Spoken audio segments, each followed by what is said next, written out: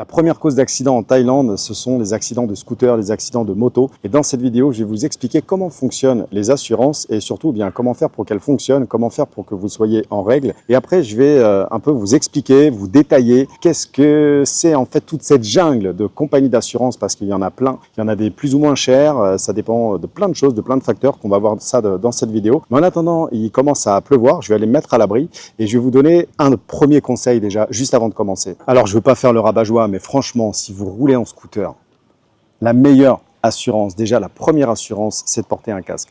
Alors je sais, quand on est à Phuket, quand on est au bord de la plage, il fait chaud, on n'a pas envie de porter un casque, mais dites-vous bien que si vous avez un accident, que vous ne portez pas de casque et que vous avez un traumatisme crânien, bref, vous avez quelque chose, l'assurance peut exclure ce risque. Donc, voilà, mettez-vous bien en tête qu'en Thaïlande, c'est pas comme en Europe, c'est pas comme en France. Il n'y a pas du tout les mêmes couvertures, donc il y a des avantages et des inconvénients. On va développer un petit peu ça justement dans cette vidéo.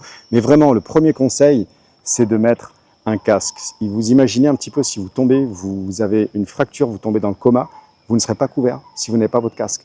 Et si on continue particulièrement avec le scooter, pour que votre assurance fonctionne, quand vous conduisez un scooter en Thaïlande, vous devez absolument avoir un permis thaïlandais.